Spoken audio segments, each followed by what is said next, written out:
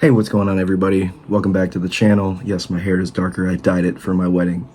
Don't make fun of me. Anyway, we're going to be finishing up these Super 7 reviews this week. We're going to be posting the last of the Simpsons waves. Yes, I know, unfortunately. And unfortunately, with that last one I opened, the Devil Flanders, was not thrilled about it. He's sitting up on my shelf. I got him balanced somehow, but I was not thrilled with that figure. He was highly disappointing with the legs. But everything else, an aesthetically pleasing action figure, by all means, go pick him up still. Just be wary. Watch my video. You'll know what I'm talking about. Anywho, we're going to be opening up and reviewing this new Drederick Tatum Super 7 figure. Of course, the heavyweight champion of the world in The Simpsons. On the back of the box, we got a nice little read up there. He first appears in Homer versus Lisa and the 8th Commandment.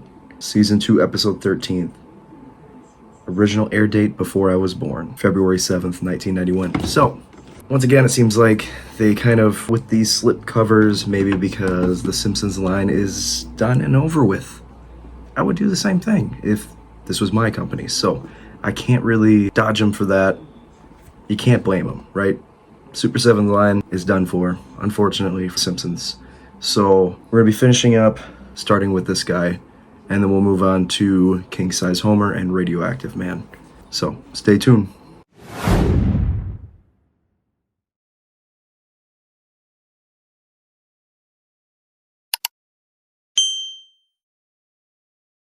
So once again, I wanted to give you a nice little visual on how this action figure looks, clamshell here. Because he's got all his accessories. He comes with 2 extra heads and a couple extra hands. It also comes with Homer's shoe. He also comes with the Heavyweight Championship. Pretty cool. And then something on the back. Let's check this out. What is it? Okay. So the belt is on the back along with the towel that goes around his back of his neck here. So let's go ahead and appreciate it one last time. And then we'll start taking a look at the accessories. So the first thing I want to take a look at is these alternative heads. And we got a smiling face here. One thing I'm noticing is they even went into quite a bit of detail with like his everything like that. See all the hair dots there, I suppose, and his little squiggly line goatee. He looks just happy. As we all know, Drederick's not an angry individual.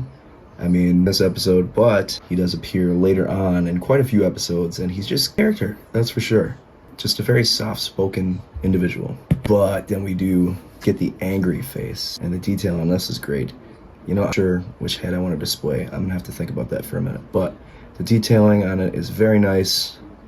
I will say that one thing that did start to bug me about these final Super 7 Simpsons waves is that, I don't know, it seems like the heads were like a big pain in the butt to get out of the packaging. I'm not sure, but Drederick's heads are kind of hefty in weight too, so. And we got the shoe, quite the funny accessory to include. I think it's kind of comical, but they wanted to detail on this. I know a lot of people were saying, well, maybe Super 7 rushed out some of these, but I'm not sure, Come with a couple different boxing gloves here. You can see this one kind of has as much as you can open a boxing glove, as well as the right hand. So we got 2 gloves, and what they are used for is this championship belt. And we'll take a look at that, and it's a lot heavier than a WWE title belt that Mattel includes, but pretty well detailed.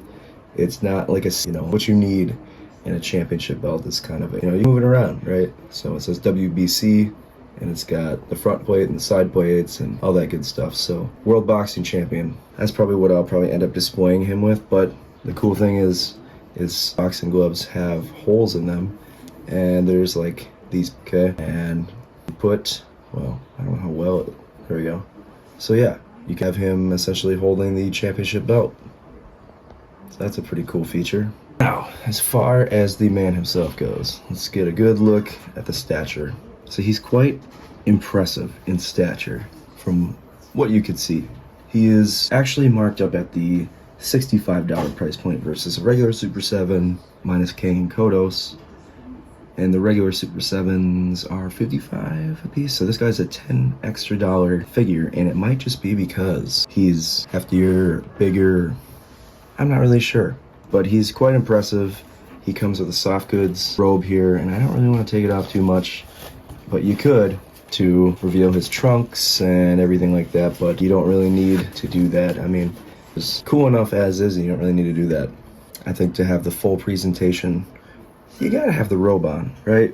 But on the back, it does say Mr. Armageddon, his nickname, and I'm really the detail. Unlike the Devil Flanders, I am not horribly disappointed. So playing around with his articulation, some of his joints are kind of stiff, like his shoulder is kind of hard to move. Oh boy, I'm kind of scared to do this. All right, so it does go up, believe it or not, but standard Super 7 articulation, his hands, or his gloves don't really rest too well in here. I noticed that they're popping off quite easy and they're pretty loose on there. Not a knock, but you know, noticeable. I do really like the articulation on these heads. You can kind of do whatever. So, but there's quite a noticeable gap there in the neck. And I see Will about that, but I guess it doesn't bother me too much. I know some people have been kind of stank about it, but I understand. But you know, what you do about it? Control what you can control. I guess there's quite the big gap in the torso and the abs, but it does have an ab crunch and then a twist, and you could do a 360. Okay, there go the legs. So I guess I was wrong about that, and now I am disappointed. So that tell me maybe these figures were rushed. I don't know what in the hell the decision was for this leg articulation. Premium action figures, you really shouldn't be having stuff easily pop off like that. This one's not as bad as Flanders, but it's still there. And his knee joints are also very stiff. So, and kind of weird discrepancy there. I don't know. Maybe it was because he was packaged with the robe, but so there he is. You just got to be careful when posing, I guess. Now let's go ahead and let's play around with some of these accessories. So playing around with the accessories, I kind of found what I liked here. So I did use a McFarlane stand because for whatever reason, you know, action figure that doesn't stand well and the legs pop off easily. Sorry, I'm not trying to sound like a whiner, but it is frustrating. They don't come with stands. So for note, the McFarlane stands that come with the DC Multiverse line of figures work with these Super 7s apparently. So if you wanted to go ahead and use them, I think I will. Anyways, I attached the towel, and then I also swapped the hands with the hands that you could put the belt in, and it looks really nice. This is a very cool figure, guys. Highly impressive. Worth $65? I'm not sure about that, but that's besides the point. I paid for it. So say what you will. Let's go ahead and grade this figure. We're gonna go ahead and based off of the detailing, I'll give it an A for the detailing. I'll give it a C plus for articulation, just because the legs tick me off. But accessories, I'll give it an A plus. And I guess overall, we're gonna give it a B plus. I'm not gonna dock it too much because of the legs. You know, they want a different style for articulation. I'm not sure why, but you know, it's not the license anymore, and it probably wasn't top of the priority list. So I guess I can understand that. But as always, let me know what you guys think in the comments section. If you're into action figures, toys, collecting, toy hunts, whatever, be sure to go ahead and hit that subscribe button for me. I'd really appreciate it. We're really close to 400 subscribers. Really trying to get 5. That'd be ideal. Or more, but you know, let's not be greedy here. But if you're into the content that I do, if you like it, be sure to like it, engage it, and let's chat in the comment section. Let me know what you guys think about Super 7 and the Ultimate line and the Simpsons and whatever else. So thanks again for tuning in, and I'll see y'all in the next toy review. Peace out.